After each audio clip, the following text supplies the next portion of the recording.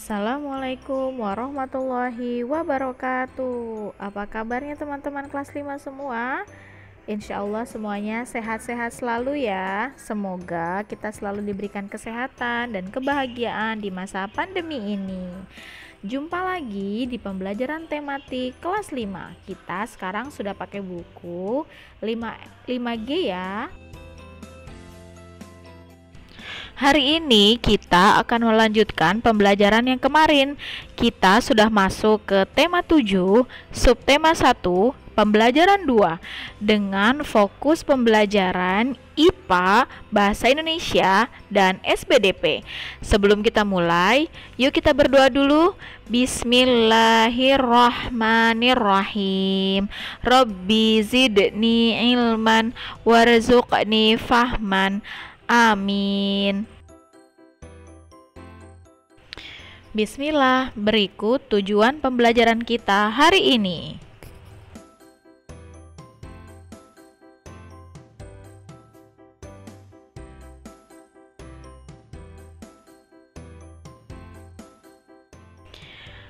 Bismillah, berikut yang akan kita pelajari hari ini. IPA tentang perubahan wujud benda padat, gas, dan cair. Bahasa Indonesia tentang memahami teks narasi sejarah, dan SPDP menyanyikan lagu wajib. Materi IPA yang akan kita pelajari hari ini ada di halaman 19. Silakan dibuka ya teman-teman. Sebuah benda dapat berubah wujudnya jika mengalami perubahan suhu. Perubahan wujud benda meliputi peristiwa mencair, membeku, menguap, mengembun, menyublim, menghablur, atau mengkristal. Mencair merupakan perubahan wujud benda dari padat menjadi cair. Peristiwa ini terjadi karena suhu lingkungan lebih panas dari suhu benda.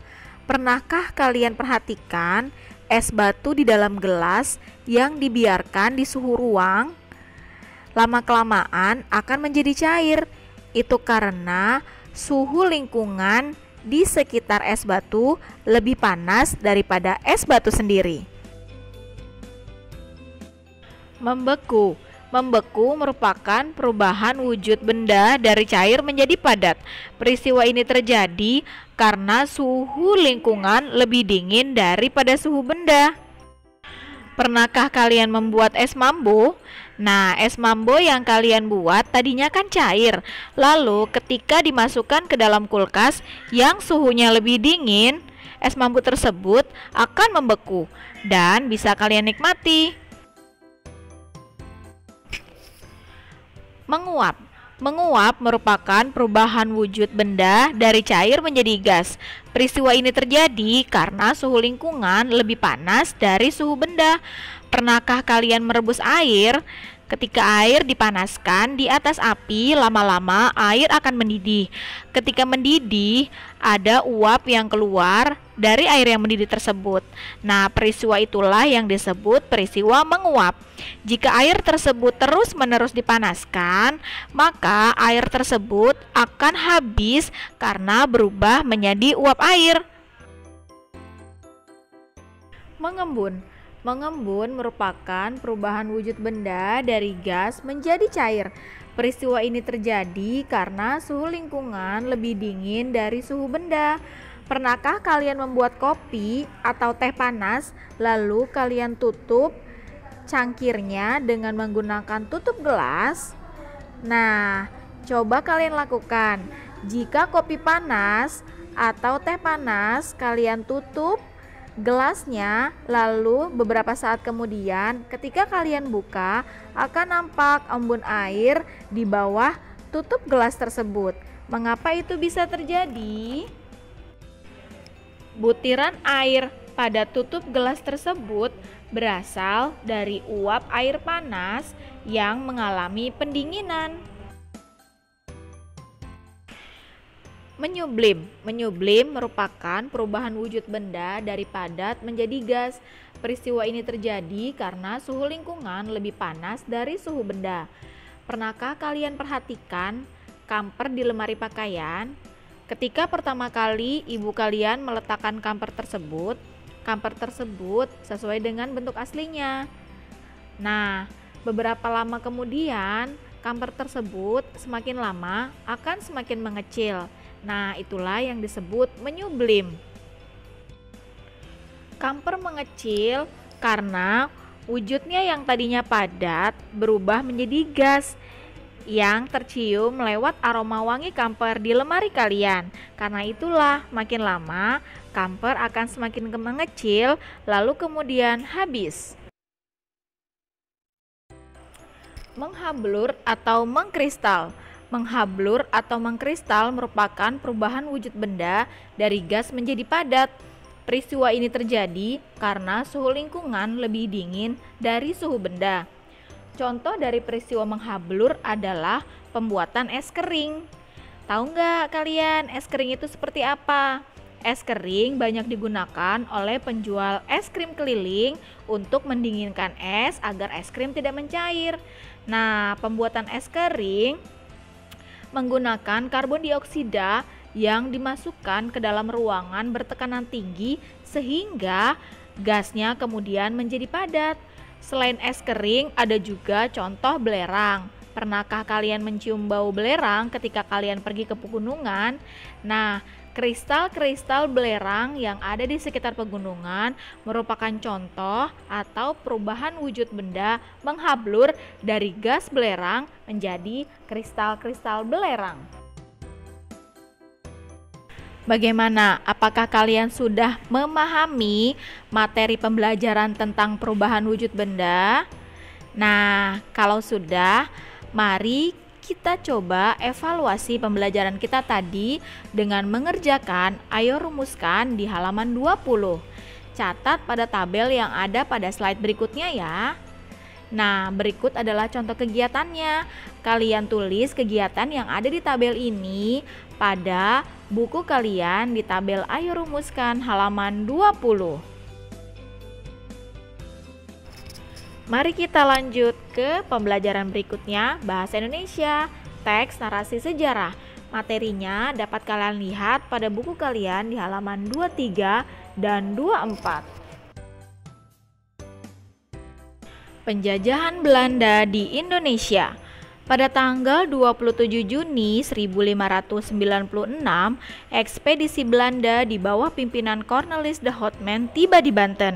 Pada awalnya, penerimaan penduduk Banten bersahabat, namun karena perilaku kasar yang ditunjukkan oleh awak kapal Belanda, penduduk Banten kemudian mengusir mereka.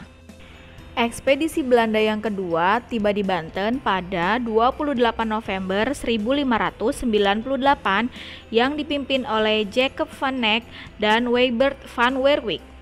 Kedatangan kedua ini, Belanda datang dengan sikap yang baik sehingga diterima oleh rakyat Banten.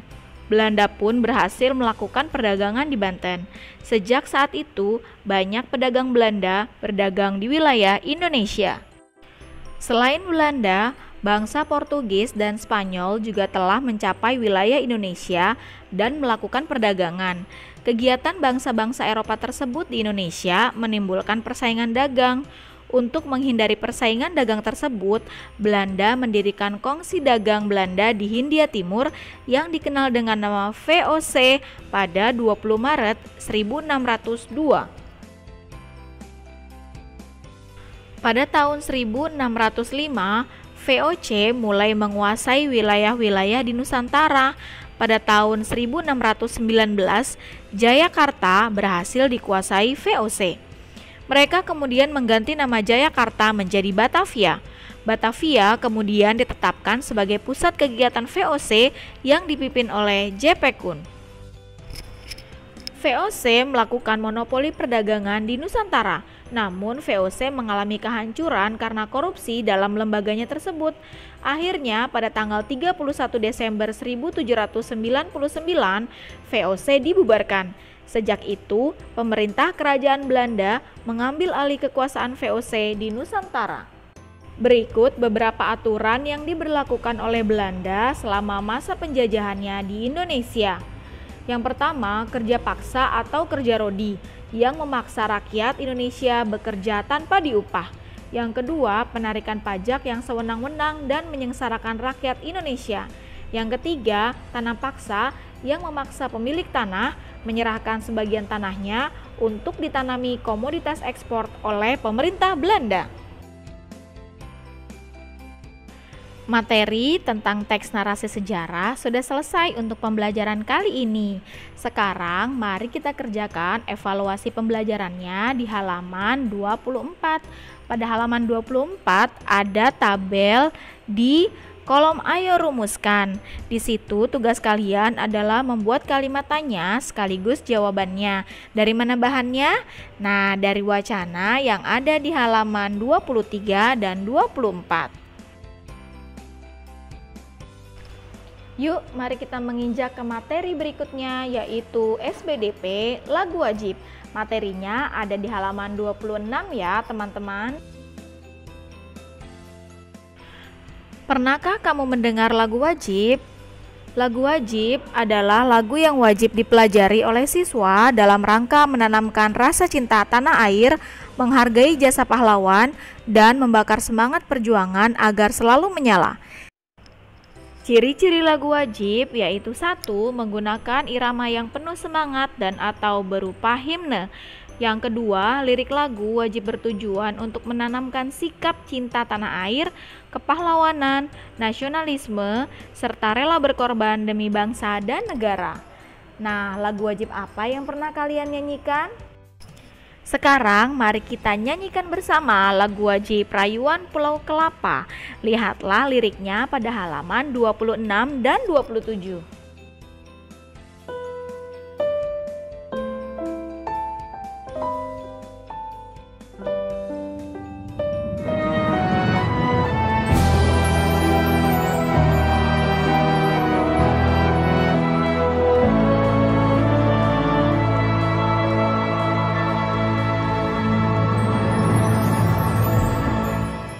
Tanah airku Indonesia, negeri elok amat ku cinta. Tanah tumpah darahku yang mulia, yang ku puja sepanjang masa. Tanah airku aman dan makmur, Pulau Kelapa nan amat subur, pulau melati pujaan bangsa sejak dulu kala.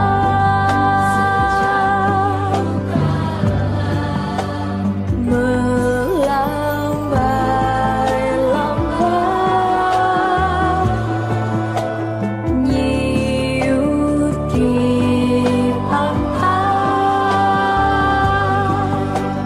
berbisik-bisik raja panah,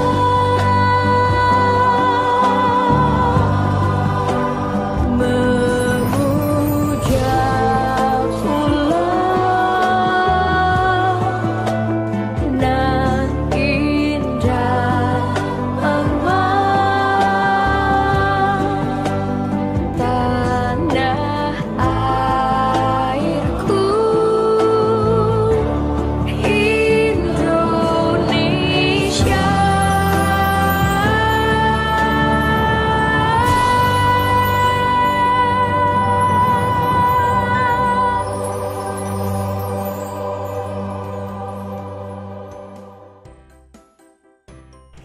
Alhamdulillah, selesai pembelajaran kita hari ini.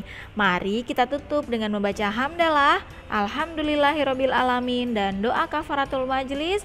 Subhanakallahumma wa bihamdik, asyhadu alla ilaha illa anta, astaghfiruka wa atuubu ilaik. Assalamualaikum warahmatullahi wabarakatuh.